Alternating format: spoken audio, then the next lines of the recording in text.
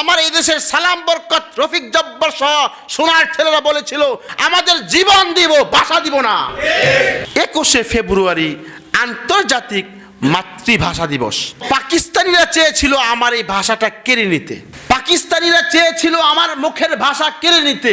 যখন পাকিস্তানিরা চেয়েছিল আমার মুখের ভাষা কেড়ে নিতে, 1952 সালে আমার এই দেশের সালাম বরকত, রফিক জব্বার সহ এই দেশের সোনার ছেলেরা তারা বলেছিল জীবন দিব, ভাষা দিব না, জীবন দিব, ভাষা দিব না।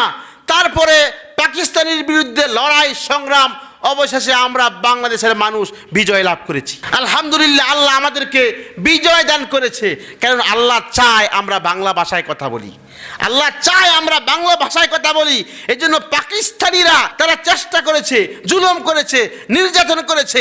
আমার এই দেশের সালাম বরকত, রফিক জব্বার সহ সোনার ছেলেরা বলেছিল দেখো আমাদেরকে মারতে পারো, কাটতে পারো, আমাদের জীবন দিব, ভাষা দিব না।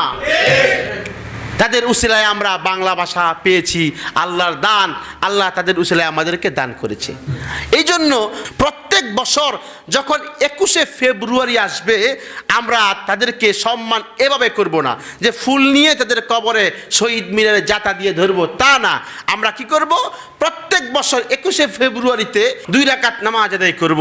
2 রাকাত নামাজ আদায় করে সূরা ফাতিহা একবার পাঠ করব, এরপরে সূরা ইখলাস 3 বার, এরপরে দুরূদ শরীফ পাঠ করে আমরা দোয়া করব, মালিক আমার এই বাংলা ভাষার জন্য সালাম বরকত, রফিক জব্বার সহ যারা এই দেশের সোনার ছেলেরা জীবন দিয়েছে, যাদের জীবনের বিনিময়ে আমাদেরকে বাংলা ভাষা দান করেছ, যাদের বিনিময়ে আমাদেরকে বাংলা ভাষা দান করেছ, আল্লাহ তাদের কবরটাকে জান্নাতুল ফিরদাউসের সর্বোচ্চ মাকাম বানিয়ে দাও। আমরা দোয়া করতে পারবো না ইনশাআল্লাহ? ইনশাআল্লাহ প্রত্যেক বছরই দোয়া করব। যখন 21শে ফেব্রুয়ারি আসে, 21শে ফেব্রুয়ারি আসলে তাদের কথা আমাদের স্মরণ হয়ে যায়।